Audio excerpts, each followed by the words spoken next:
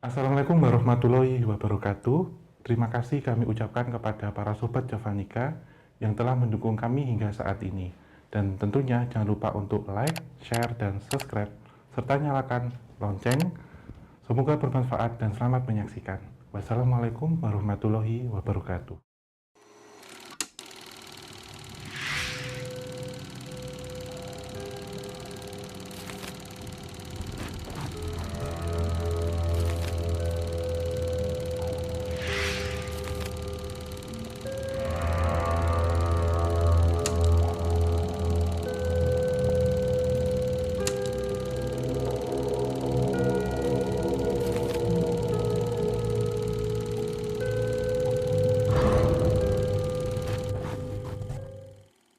Oke, lanjut lagi ya teman-teman semuanya, Sobat Javanika ke urutan nomor 3 ya Om ya. Iya, Tadi setelah mana tadi aku lupa tadi. Rumah sakit Cipanas, terus ke Gunung Kawi. Lah ini yang ketiga kita jatuhkan pilihannya ke Gua mana? Gua mana? Gua Pindul. Gua Jepang. Gua Jepang yang ada di mana dulu nih, kita ada Ini 3 tempat loh kita Gua Jepang tuh. Oh ya, kita tidak tempat ya. Kita mix saja yang langsung 3 ya. Mix. 3 tempat berarti Bandung, Kaliurang, sama satunya di Pundong. Iya. Ya. Yang paling berkesan. Yang paling berkesan jelas yang terakhir tuh Mas. Yang pertama tuh, yang di Pundong. Pundong. Kayak akhir perjalanan gitu.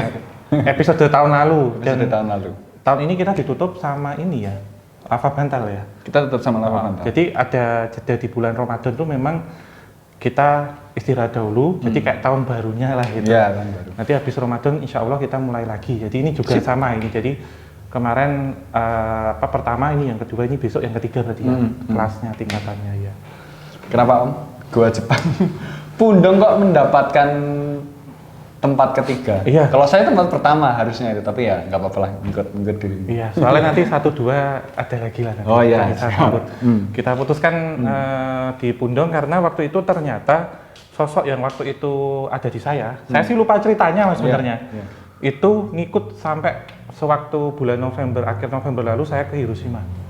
Dan waktu itu katanya Mbak Citra Prima sudah masuk sampai ke ini Mas, sumsum tulang belakang. Oh, merasuk berarti? Merasuk, nggak bisa lepas. Justru Mas waktu saya ke Hiroshima juga nggak mau lepas ternyata. Itu sosoknya seperti apa Om, kalau boleh digambarkan? Ada di buku kita nggak? Di buku nggak ada ya Mas Dia? Ada nggak ya? Ada nggak Mas? Oh yang itu saya dulu pesen gambar yang mirip saya. Bukan. Itu Belum. sensor Mas. Kenapa bahaya Mas Di menurutmu? Kenapa Mas? Karena ketika Om Hao minta itu ada kejadian aneh, besoknya langsung lupa dia minta apa kayak gitu. Tapi sempat kamu gambar nggak Mas? Sempat kamu gambar? Sempat digambar? Enggak, karena panas banget. Oh ya ini sama ya. Ini mungkin agak glowing. Iya. Karena ini ya FYI ya teman-teman semuanya ya. Beneran ini serius? Ya, waktu proses pembuatan itu kebetulan kan di proses pembuatan buku Jagat Lembut ya Om. Benar. Yang kedua. Yang waktu itu kan saya kan tugasnya nulis sama Mas Mada waktu itu, dan ada Om Hao sama Mas D kan bagian ilustrasinya, masih di kantor lama waktu itu, dan itu cukup bebas sendiri sih Om Hao sama Mas D-nya. Saya lagi main PS gitu kan, tiba-tiba Om Hao gini, Om Hao gini, kenapa Thomas?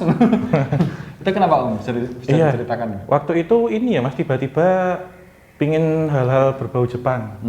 Dari nyetel lagu, musik, terus macam-macam, terus ada anomali juga ya Mas, saya setiap jam 12 malam gimana Mas Di? Iya, anatominya Om Hao itu kulitnya makin putih, kemudian tatapannya itu juga hampir makin tajam kayak gitu. Lalu besoknya normal lagi. Tapi kalau udah malam nanti kambuh lagi. Itu kenapa Om? Kamu sempat, saya katakan gila gitu ya. Sempat gila. Iya benar, Emang kayak orang gila, emang waktu itu emang boleh dibilang kayak orang gila sih. Iya benar Mas. Itu dan waktu saya ke Hiroshima pun sempat mau terjun ke sungai itu. Padahal di tas itu ada paspornya saya sama paspornya Mbak Citra.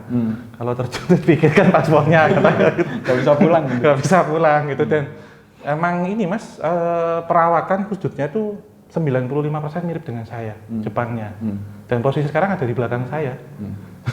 Dia itu siapa? Iya, namanya itu memperkenalkan, namanya Hideaki Otake. Dia dari Jepang gitu, dan meninggal di sana waktu itu. Memang gua yang ada di Pundong itu tidak setragis yang ada di Kaliurang ataupun di Bandung. Cuman di sini residual energinya itu memang banyak mas yang masuk gitu. Dan ini memang waktu itu sempat saya bilang nanti insya Allah tahun ini bisa ke Jepang, tapi gimana caranya. Baru bulan Oktober itu Mas Billy ngasih informasi nanti kita bulan depan langsung berangkat ke Jepang, dan saya juga kaget mas. Dan waktu itu mengumpulkan 5 tanah dari gua Jepang. Jadi dari Pundong, dari Bandung, kemudian ada yang dari Jawa Timur juga, jadi mix gitu. Dan pada tanggal 27 November itu ditabur di sana gitu mas. Dan itu ada ceritanya juga ini mas, berkaitan sama batu. Batunya itu kan saya bawa mas. Ayo tak bawa kemana nggak tahu kan? Iya tahu. Oh, ini sedikit spoiler ya buat teman-teman yang mungkin nggak ngikutin. Jadi waktu itu batu itu sempat jadi masalah negara KTJ itu. Yang itu ternyata sampai ke sana loh mas, sampai Kyoto loh. Sampai Kyoto. Iya tak bawa, iya. Keren. Tak bawa ini. Saya nggak bilang sama siapa-siapa, nggak bilang ke ke Mas Genta, ke Mas Mada juga waktu itu, terus ke teman-teman. Cuman saya bilang udah tak kembalikan gitu kan. Tuh malam itu minta dikembalikan ya. Bilangnya dilarung di sungai. Enggak, itu saya sempat bohong. Terus akhirnya kemarin waktu pulang kampung mereka waktu ke Kyoto, saya tinggal di sana, terus diganti batu yang saya bawa ke Indonesia. Nanti kayak barter gitu. Barter. Iya.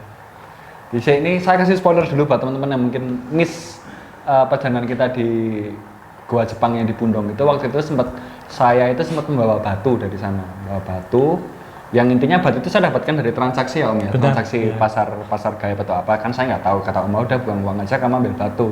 Ya saya ambil batunya, dan ternyata batu ini sampai saya di base camp itu adalah penyebab kenapa makhluk-makhluk yang di sana itu pada ngikut ke kantor, karena waktu itu kantor tuh suasananya jadi super singgup, super tertekan, dan anjing tetangga itu pada menggonggong semuanya. Iya, kalau kalian benar. tahu, nggak berhenti.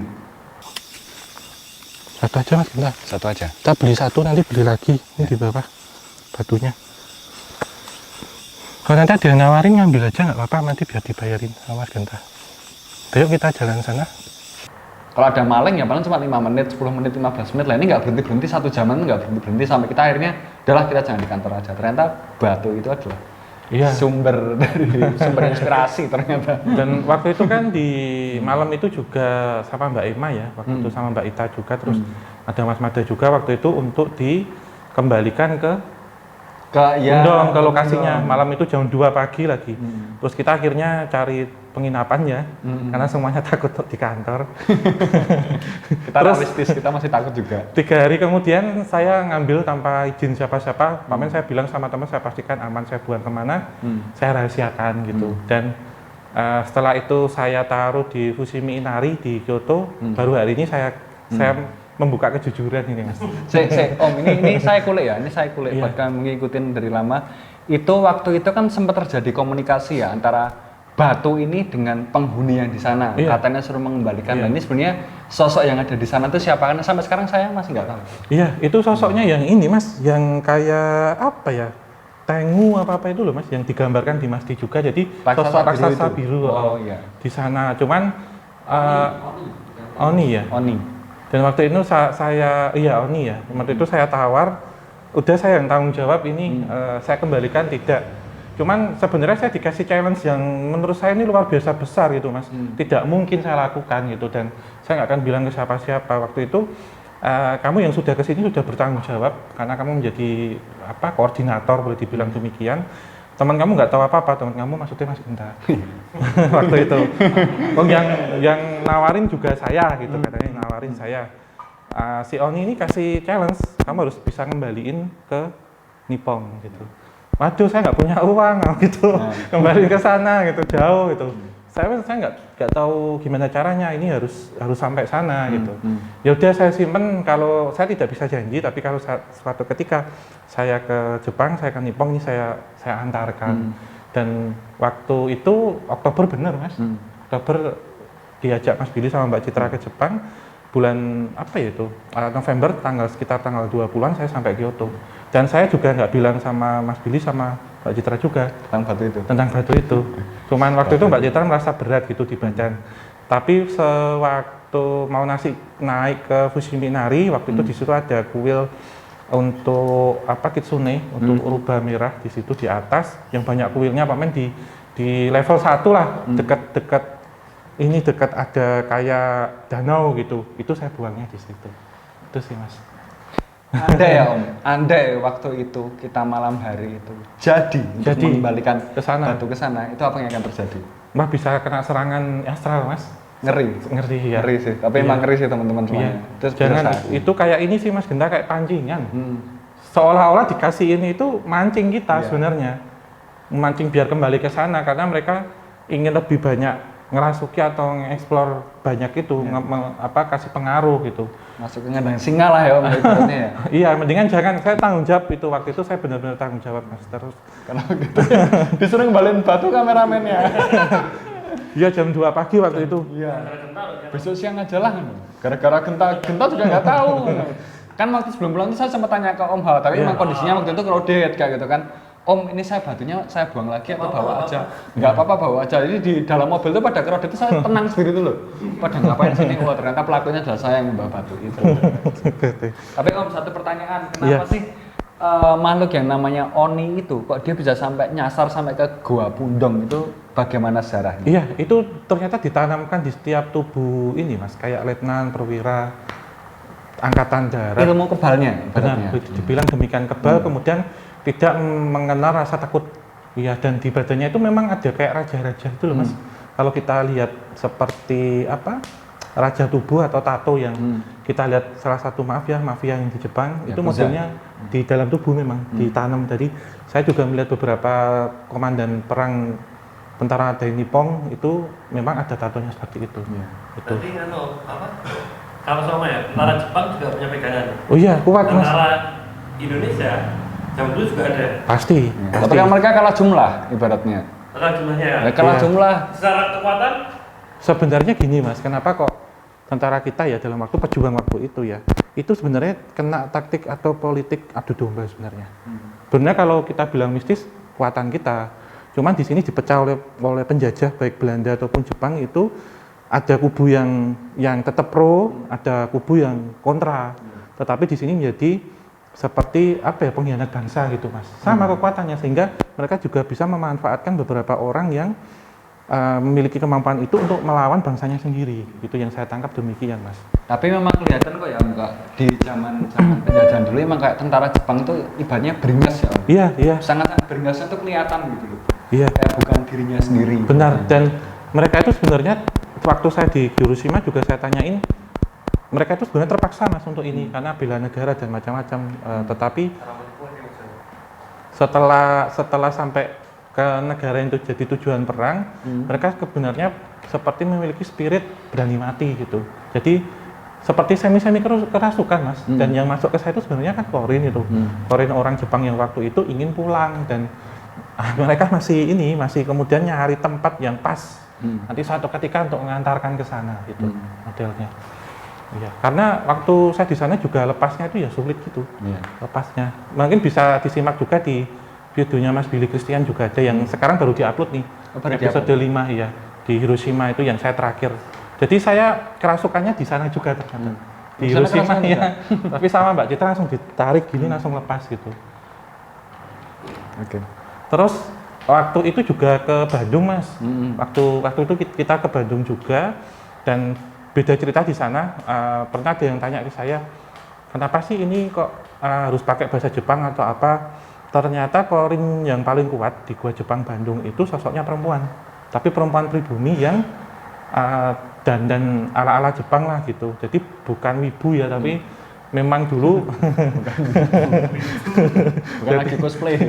Jadi memang yang dulu itu pernah dekat atau menjadi istri dari salah satu komandan Nippon waktu itu, yang memperkenalkan saya, namanya Ayami Sakuramoto gitu. Jadi memang diamini oleh beberapa petugas yang ada di Taman Hutan Raya di Bandung waktu itu, memang sosok yang kuat itu perempuan. Jadi sebenarnya ini aslinya itu dari Sukabumi mas. Cuman karena belajar bahasa Jepang, keterampilan, sopan santun dan macam-macam, menjiwai gitu dalam artian, dan komunikasinya minta dalam bahasa Jepang gitu. Dan beliau ini memang dulu dijanjiin sama suaminya ya, nanti setelah Perang Dunia Kedua ini selesai, kamu akan saya peristri dan saya ajak pulang atau saya ajak tinggal di Jepang. Jadi tidak terlaksana. Tapi ternyata itu adalah janji yang Iya. tidak pernah terjadi. Mau tahu kisah lengkapnya? Nah, ini ya Om ya kalau nggak Iya. salah ya. Iya. Kisah Najwa sedang mempersiapkan khusus cerita ini untuk menjadi sebuah buku kalau nggak salah. Iya, insya Allah ya. Nanti terbitnya kapan kita masih menunggu kepastian juga karena pandemi ini. Tapi bukunya sudah selesai dikerjakan, tinggal menunggu aja untuk selanjutnya kayak Iya. gitu. Yang pasti gua Jepang itu selalu apa ya? Meninggalkan kesan tersendiri ya. Iya mas, terutama bagi saya sih mas sampai sekarang juga masih kebayang gitu ya dalam artian waktu di Jepang pun ada sosok perempuan itu istrinya ini ternyata manggil-manggil saya yang masuk saya suruh bunuh diri saya bilang gitu, suruh terjun ke sungai gitu mas, ya, sungainya kan waktu itu meluap tinggi gitu dan airnya itu suhunya dingin banget 3 derajat mungkin tuh berapa gitu. Tapi Om, waktu di Gua Jepang itu kok kamu sempat ada salah satu adegan di mana Om Hao ini dia tertarik untuk ke sana lagi. Lah itu sebenarnya tuh kamu tertarik dengan apa? Yang terakhir yang dikejar Yang terakhir itu ya, yang kamu sampai Iya. nunjuk gini tuh loh. iya itu sebenarnya ke portal dimensi mas. Portal dimensi yang di Pundong itu berbeda dengan yang lain, biasanya kan teleportasi, tapi di sini seperti time travel. Jadi mereka tuh sebenarnya pengen narik saya, kasusnya kayak tadi kita cerita sebelumnya tentang ini mas, tentang rumah sakit Cipanas. Nangis Ani. Benar itu. Seandainya saya sendiri masuk ke situ, mungkin saya akan kembali ke tahun 1945. Yang kamu sekarang linglung. Linglung, gila saya, masa saya masuk ke sana, Gracia. Ya tinggal berapa kilo ke atas, tapi ya Iya. belum nikah ya masuk. Jadi lulusan. Gracia itu rumah sakit jiwa. Bahkan di tahun 45 jadi komandan. Loh, ya jangan nanti saya pulang ke sini tiba-tiba gila, lupa ingatan, nggak inget sama teman-teman semua gitu. Tapi Om, yang di Gua Jepang Pundong itu kayak Iya. tanaman-tanaman seperti tanaman itu maksudnya ini ya makhluk tanaman Iya. seperti tadi siapa namanya Oni itu banyak Oni. apa enggak? Om? Banyak, Banyak. ada tengu juga mas. Terus ada Shingunto atau pedang katananya juga Iya. yang masih tertanam di sini. Ini saya agak ini ya, biar nggak ke bawah. Iya, iya. Sana. Nanti gila lagi saya. Gambarnya itu hampir sama kayak ini mitologi Kalau Jepang. di Jepang benar ya. Nanti Dan kita tunjukin Mas. waktu kita ke sana juga, waktu saya ke sana mewakili teman-teman di sini, itu juga diperlihatkan mas beberapa sosok-sosok itu, termasuk pusaka-pusakanya, Iya. dan bagaimana waktu itu pelepasan di pelabuhannya ke Indonesia, dan itu ternyata pertemuan terakhir dan beberapa tentara itu nggak akan pulang lagi, baru pulang tahun 2019 kemarin. Jadi setelah 74 tahun mereka kembali ke Hiroshima sama ke Kyoto. Ekspresi mereka gimana? Sedih mas gitu. Aku juga kalau cerita, iya mas, dalam artian apa ya, energi yang dipancarkan itu rasa haru, ya, rasa haru. Terus apalagi pas waktu itu musim ini ya, autumn ya, musim apa, gugur ya, waktu itu kayak bunga apa, kembang apa ini, daun-daun maple itu pada jatuh gitu pas waktu taburnya itu. Kayak ini ya, dragon. Iya, bentuknya persis. Crash landing on you judulnya. Tapi kalau saya praktekin di sana kan juga disangka saya orang gila mas. Iya. Ini orang luar, orang Indonesia kesini gila gitu, ditanya gitu. Tapi ini ya Om ya, kenapa, ini pertanyaanku mungkin akan mewakili kalian semuanya juga. Kenapa sih tiap yang berbau namanya Jepang, tempat-tempat historis gitu kok selalu auranya tuh kok selalu berbeda sendiri. Iya. Langsung kerasa Om ya, biasanya kalau kita Benar. sampai Belanda tempat ya, Jepang kesannya. gitu, biasanya langsung merindingnya tuh sampai di sini loh. Seret kayak disetrum dulu. Waduh. Iya mas, Kenapa? sebenarnya banyak rintian mas, dalam artian rintian kerinduan jelas dari para serdadu Jepang Nippon waktu itu. Terus Romusa, pekerja paksanya. Nah ini mas yang paling serem, dari Jugun Ianfu. Biasanya dari tempat-tempat Jepang itu pasti ada Jugun Ianfu, walaupun tidak semua, yaitu maaf ya, perempuan-perempuan yang berbumi, dan waktu itu juga ada yang dari Tionghoa juga, yang dipaksa ataupun diancam untuk melayani nafsu bejat dari Para tentara. tentara kolonial. Maaf, aduh, aku kacau. Dari Nippon oke. waktu itu. Iya. Ada yang ngomong ini. Iya. Soalnya kan saya harus translate ini dari Jepang ke Indonesia gitu. Itu memang sosoknya seperti saya mas, dan waktu itu sempat saya minta Mas D untuk mengilustrasikan, tapi sampai saat ini belum. Takutnya ditagih. Itu kan Sekarang udah bisa digambar belum Hideaki Otake? Besok aja. Apa mau gambar sekarang? Kalau boleh sih Om, gambar sih. nah, nanti khusus untuk edisi spesial. Noise ini nggak apa-apa? Ya udah. Iya. Tapi aman sekarang. Aman. Soalnya dulu kan kita sama-sama nggak stabil ya. Iya. Itu nggak lulus sensornya kenapa Mas D? Hmm? Nggak lulus sensornya kenapa? Pertama energinya nggak enak, yang kedua itu lupa ketika mau request itu Iya. maksudnya udah lupa. Tapi kalau Tapi lupa. Kalau mending ingat langsung digambar aja mas, nanti tak pandu ya. Bisa lupa ya gambar. Bisa. Bisa kayak kita lagi gambar Mona Lisa itu terus lupa aku Iya. bisa gambar apa. Iya mas, bentar. Kadang saya cerita itu juga kayak tadi sempat kayak ini loh, disconnect gitu loh. Kalau kita ngedownload tuh masih garis-garis gini. Oh ya, langsung lemes beneran. Zaman gua Jepang Pundong terus pokoknya paling suram lah pokoknya. Leher saya hampir mau diputusin. Kalau saya nggak ingat Kerak banyak gitu. itu mas Pamen. Iya. Terakhir itu kan kita udah mau masuk mobil ya. Iya. Itu saya agak mendekat, terus kemudian merasa kayak dipanggil dari belakang gitu. Saya noleh gini tuh semua banyak tentara gitu ya, kayak prajurit gitu tanpa kepala. Semuanya mas, semua mas ya. Terus habis itu saya udah nggak sadar, tahu-tahu udah sampai kantor gitu aja. Tahu-tahu. Itu 100% momen saya kemarin kerasukan. Mas D juga sempat lihat. Pertamanya saya kira malah Mas D yang kerasukan gitu kan. Tiba-tiba, wah, kaget tuh. Kenapa? Tiba-tiba Mas D langsung ke sana itu. Akhirnya Mas D yang pertama. Nah, Mas D juga lihat tentara juga ya Mas D di sana, prajurit. Nanti aku ikutan unggul. Ikut lah satu frekuensi. Saya waktu itu lihat apa ya? Saya waktu itu ya. Tokek. Ya, Kayak itu, oh ya. Tokek. Tokek sama Farel. Wis. Yo kelasku kayaknya cuma boleh ngeliat itu saja tokek sama tuyul. Nasib. Aduh. Mas, ide ini udah boleh diceritakan. Boleh? Oh gitu ya. Nanti digambar. Nanti tak kasih. Nanti sampai rumah aja jangan sekarang tak kasih. Satu gambar spesial akan kita tunjukkan ya, tapi cuma beberapa frame aja. Tek. Bapaknya itu bilang kalau mau masuk di sana niatnya nggak jelas, ya, mau apa kamu ke sana itu, ya kemungkinan untuk nggak keluar lagi itu pasti ada.